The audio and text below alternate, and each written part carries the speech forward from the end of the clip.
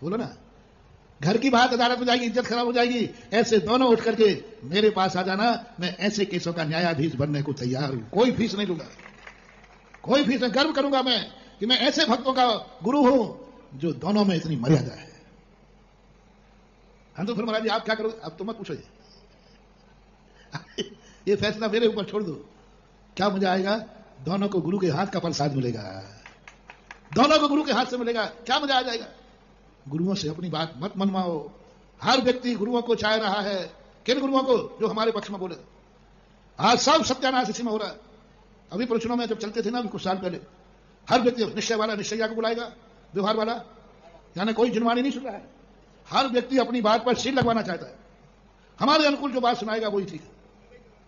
यही हो रहा था मंदिरों में, जिसका जो है, और यही हो रहा है सब जगह। हमारे अनुकूल जो महाराज हैं, आज महाराजों में भी यही बंटवारा कर दिया तुमने। पहले मुनि भक्तों में और कंजाइस्टों में बंटवारा होता था। वो कहता था मेरे मंदिर में वही आएगा जो मुनि विरोधी होगा, जो मुनियों को गालियां देगा, मुनियों की बुराई करेगा, मुनियों की जो बुराई करे, मुनियों को गालियां देवे, मुनियों को नरक निगोद भेजे, वही पंडित यहां आएगा। अशोकनगर इससे अछूता नहीं था, सुभाषगंज इससे अछूता नहीं था। ऐसे पंडितों को छांटा जाता था, छांटा जाता था। भारत में कौन है जो मुनियों का निंदक होगा, मुनियों को गाली देगा, वो पंडित यहां आए, छांटा जाता था।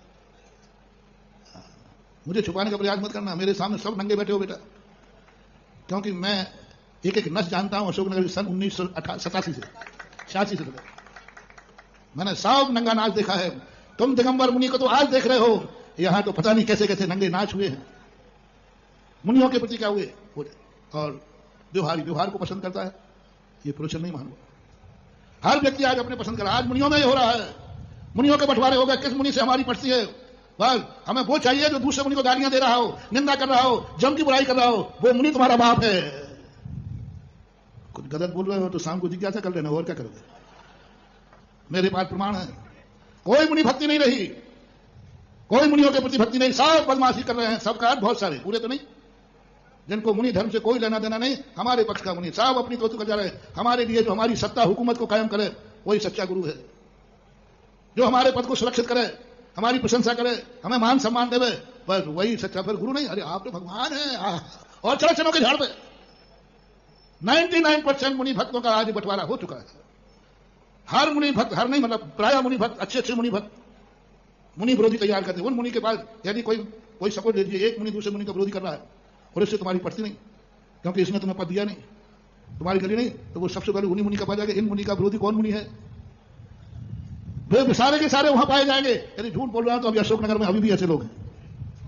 जो मुनि वहां जाएंगे, जिस मुनि का मान लो मेरा है, तो वे किसके पास जाएंगे, सुधा सागर का कौन मुनि विरोधी है उसके पास जाएंगे पक्षचंपी करने। आए भगवान देवता, यानी कोई व्यक्ति को मुनि धर्म से कोई लेना देना नहीं रहा।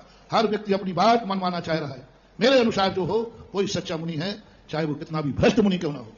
ऐसे भ्रष्ट मुनियों के पास जाते हो आप जो मुनि बनने लायक नहीं है, लेकिन बस वो तुम्हारी बात का समर्थन करने वाले हैं। एक बार जयपुर में एक मुनि विरोधी संस्था थी, वो मुझे लेने आई। तो लोगों ने कहा महाराज जी ये मुनि विरोधी हैं, आपको लेने आए, आपको जाना चाहिए। मैंने कहा ये बताओ किनको नहीं ले गए, मेरे पास रिकॉर्ड खड़ा था। मैंने कहा इन मुनियों को भी ये ले गए हैं जिन मुनियों को मैं और मुनि भक्त मुनि ही नहीं मानते। मुनि में थे ही नहीं, वो मुनि लायक ही नहीं थे, कोई नहीं मानता था, उनको ले गए मात्र इसलिए कि वो उनका समर्थन कर दिया, उनका समर्थन कर दिया। तो तुम्हें ना तो सतलाचारी मुनि से मतलब है, ना अच्छे मुनि से मतलब है। कितने चोखा मुनि हो, तुम्हारे अनुकूल है कि नहीं। तुम्हारे अनुकूल है तो पाए लागे, नहीं तो फिर क्या लागे वो तुम जानो। ये मुनि भक्ति नहीं है, ये तुम्हारे दुर्गति का कारण है। सच्चा मुनि हो वो चाहे कोई भी हो, किसी भी संघ का हो, संतवाद समाज में नहीं आना चाहिए, सच्चा संतवाद समाज में रहना चाहिए। सच्चा गुरु है, 28 गुण है, बढ़िया है, सब है। मुनि मुनियों का विरोध कर दिया, तुम लोगों ने बढ़ गए ये फलाने महाराज के भक्त, ये फलाने महाराज के भक्त। क्या हो रहा है सब समाज में भी यही हो रहा है। आज समाज में कोई नहीं जानता कि अच्छा व्यक्ति कौन है।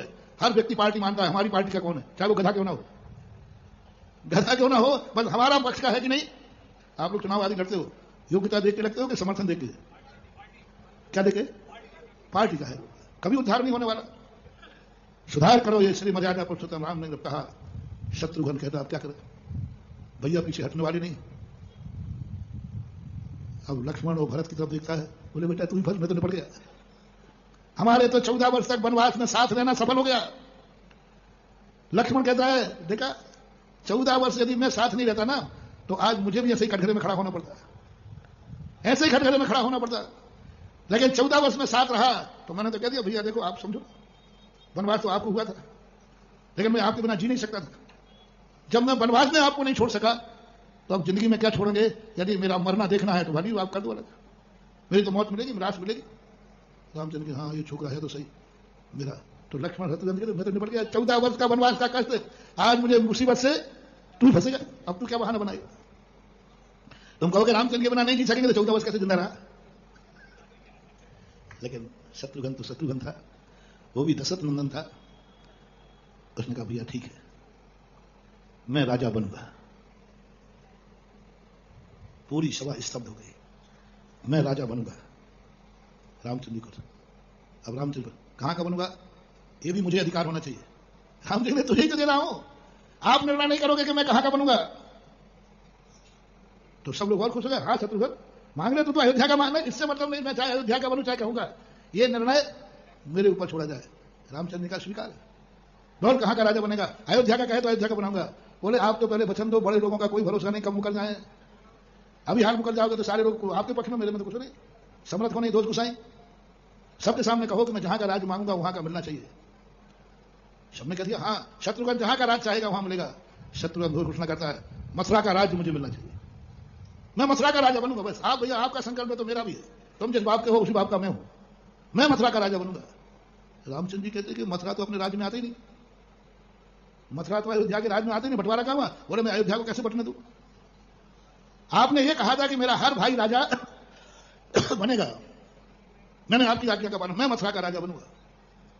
रामचंद्र कहते मथुरा अपने अंदर में नहीं है, वो दुष्ट राजा है वहां का, बहुत दुष्ट राजा, कई देवता उसको सिद्ध थे, कई देवता। समय हो रहा है थोड़ा सा संक्षेप करता हूं।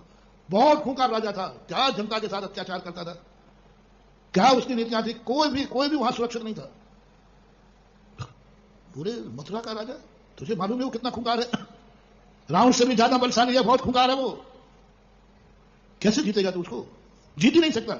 मैं नहीं भेज सकता तुझे मौत के घाट पर।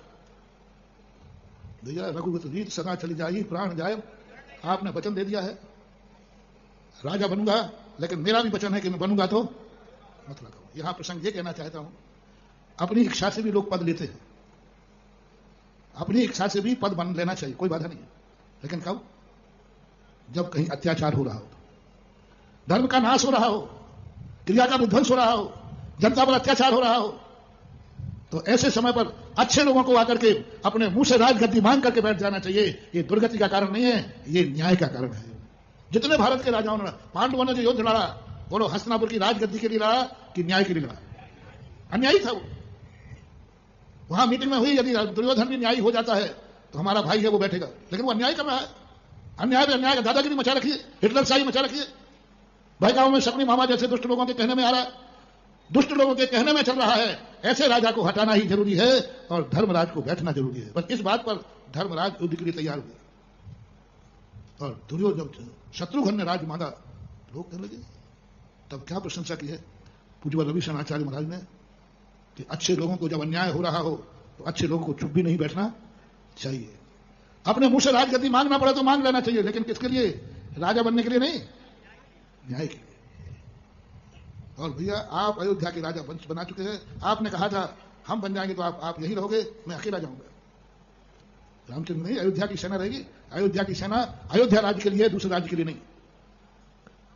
फिर थोड़ी सी सेना देकर के शत्रुघ्न को भेजा और शत्रुघ्न ने जो वहां तांडव नृत्य किया, और अयोध्या नरेश यदि कोई बना तो शत्रुघ्न बना। मथुरा के राजा शत्रुघ्न बने और शत्रुघ्न के राज्य का न्यायप्रिय राज्य था।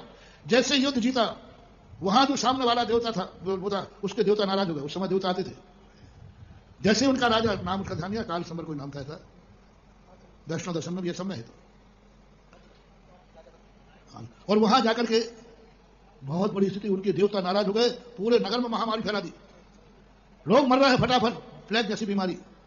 लेकिन शत्रुघ्न राजा न्यायप्रिय राजा था, उसका परिणाम यह निकला।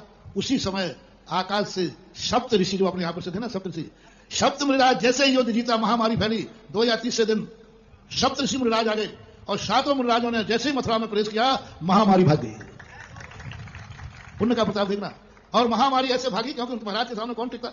तब से ये सप्त ऋषि मुनिराजों की पूजा चालू हुई। मथुरा में आने से महामारी दूर हो गई थी, इसलिए सप्त ऋषि मुनिराजों का स्थिति बनी। आज बहुत बड़ी व्यवस्था, निर्देशन, संकल्प, अर्थ क्रिया।